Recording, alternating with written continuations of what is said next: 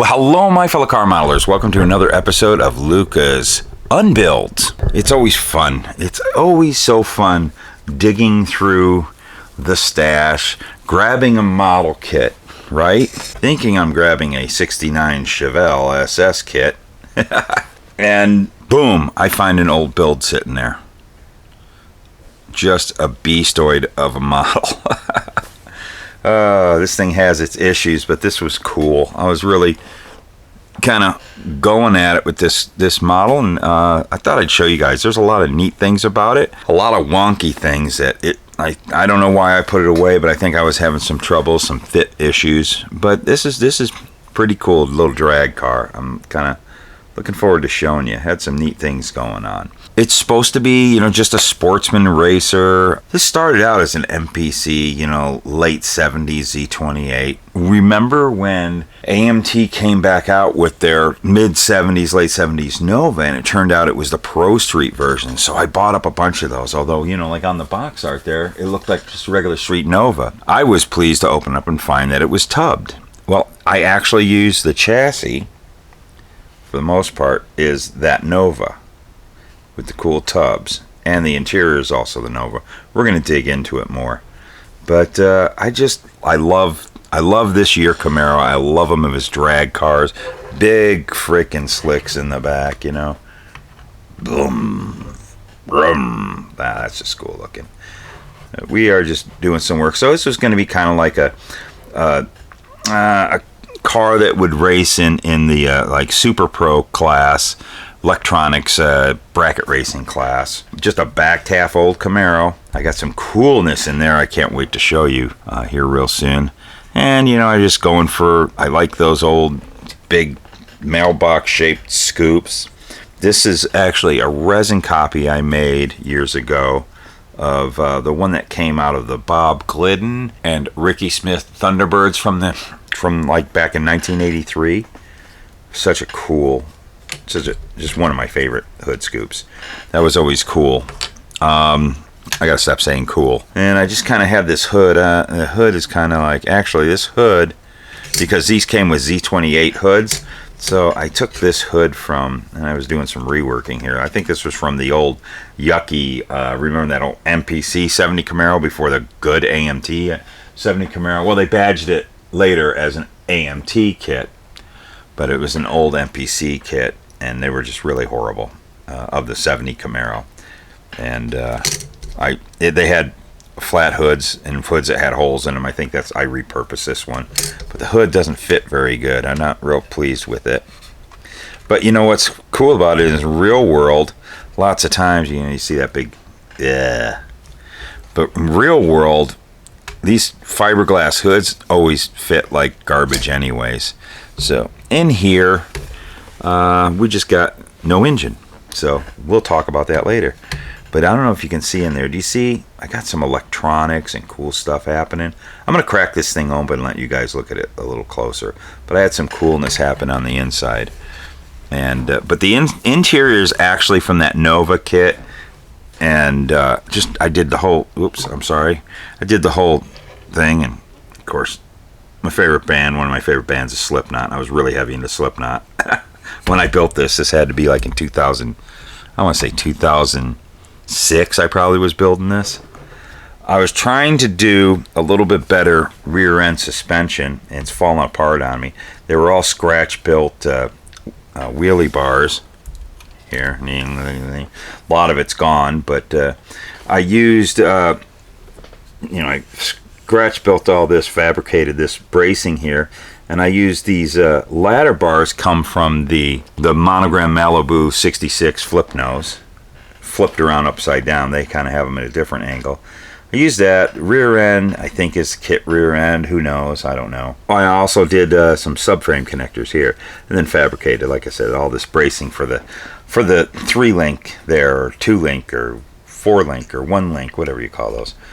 And so I'm sure you'll tell me down the bottom. I can't think of it right off there. I think that is the ladder bar system. I think they were just called a 3-link. Anywho, wheels and tires.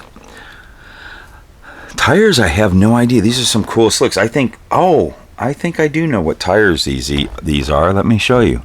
I basically started out with the good old AMT slicks, MPC slicks that we've had forever, and I did a whole lot of sanding on them. Yeah, let's look. Yeah, that's it. I sand off the lettering and did my own lettering in stencil. That's actually painted on. Those are stencils, and I kind of rounded them a little bit, made them a little more rounder, not so squared.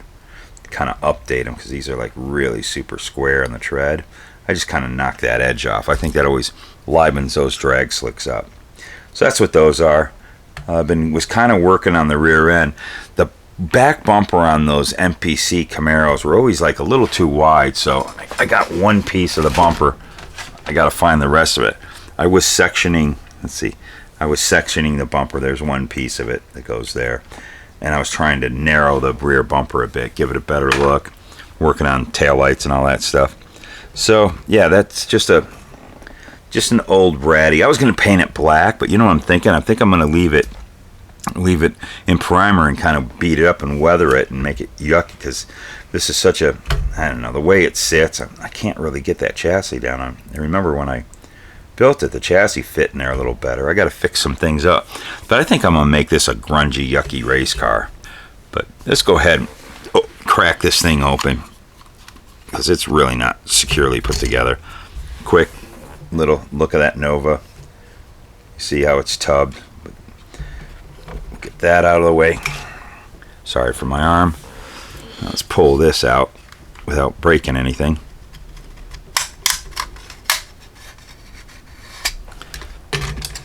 There we go. So there's I made this whole roll cage. I'm going to be doing a video on how to make a roll cage here real soon, because I got to make a roll cage for my USAC build, my 70 GTX. But check out the shifter in there. That shifter came from the Matt and Debbie Hayes. It's probably a resin copy of it, but the Matt and Debbie Hayes Thunderbird, that Pro Street Thunderbird, has a really cool B&M shifter. I've got an electronics box right there that I did with, all the tin work there is all, printing plate cut and shaped and all that, fabricated, and just out of a piece of block, some paint and some decals of small little white lettering. I made kind of a delay box there for electronic racing, and there's all the electronics down there for the ignition and all that stuff. I always like having wires all over the place. And of course, I was going for a kind of a slightly blue trimmed up theme. The don't smash your head open padding and all that. I've had a video back. I'll put the link at the end of that video right there, showing how I do my padding to make it look a little more realistic with zip ties and everything. But that's my interior. Keeping it simple. My little nod to Bill Jenkins. I would figure that this would be a car, probably I was going to put a Jenkins engine, which I have actually 2 engines were in the box. So I got a couple of Jenkins engines. There's one with aluminum cylinder heads. That one they're still kind of trying to get that all together. The other engine, here we go. I think this was the engine I was going to use. Let's take a look at it. A little bit better engine, a little more realistic. Who knows where it came from? Just a little more detail in the heads. Getting aluminum heads. We've got Moroso valve covers, chrome valve covers. Those were valve covers came from the Revell 67 Pro Street Chevelle. Love those valve covers. Those are actually resin copies with bare metal foil put all over them. That was before we had the chrome paint. Like I said, this was a long time ago when I built this. I got a bunch of other cool little things traveling around here. I think I have like a crazy thing. Some of the pieces have broken off. I was making a big high-rise air gap manifold for it. Don't really have much more in the box. There's some missing pieces I've probably raided over the years. That's my ratty old Super Pro bracket racing, electronics racing, whatever they time delay. You guys know about drag racing, you know about that. But that's what we're doing with this, and let's just one more time. I'm gonna put it back together, and let's give you a nice stance look. You're watching the Luka Cee channel on YouTube. So there you go, one last look at it. It's really hard to set up, and for some reason, man, I just remember building it. I had that chassis fitting a lot better. It's really popping up bad right here in the back, right around here.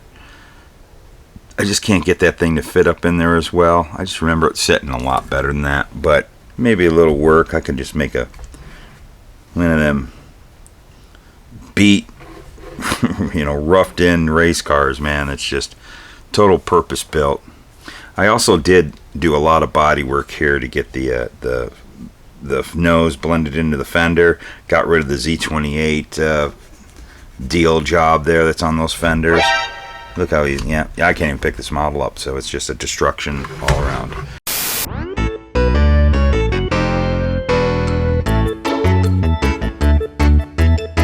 So there you go. There's my little bracket racer Camaro. Like I was saying, yeah, I did all that body work. It looks really good. Gonna try to get all the lights and grills in it, but as this thing sits here, it's literally deteriorating as I mess around with it in this video. Let you see a good stance of it. Now something doesn't want to sit square, doesn't want to sit right. But with a little bit of work, this could be made into something cool. I might finish throwing this thing together, or just put it up on the shelf and dirty it up, leave it gray. I like primered, grungy race cars. I think I'm gonna grunge this up. But yeah, it's so cool. You dig through your stash, you kind of forget what you worked on years ago, and you grab a model thinking it's one thing, and poof, you find a mystery in there, and an abandoned build or whatever. But that's all we got going for today. Just wanted to show this thing. I thought it was cool, a lot of fun. And I want to give a quick shout out real fast. If you get a chance, go over, find yourself. Salvino's JR Models has a YouTube channel now where Jim Rogers is showing their kits, and go over there, and especially if you are a purchaser of Salvino's JR Models, I just wanted to give a shout out to Jim. He's getting a channel going, and let's go over there and support them. And they're supporting the hobby in such great ways. Whether you are a NASCAR model builder or not, you need to really kind of watch that company and see what they're doing for the hobby. They are model car builders making model cars. Well, heck, I'm going to, at the end here, there's going to be a button to push to go right to his channel. So check out Salvino's JR Models. I'm talking about a drag car. They do NASCAR models, but one day they might be doing drag cars. What the heck? Anyways, that's where we have a lot of fun here. We're all a bunch of friends. Everybody, have a great rest of your week until the next video. And, well, what do we say here? We say, why do we build model cars? That's an easy answer to a very simple question. 'Cause they're fun. Here's the producers.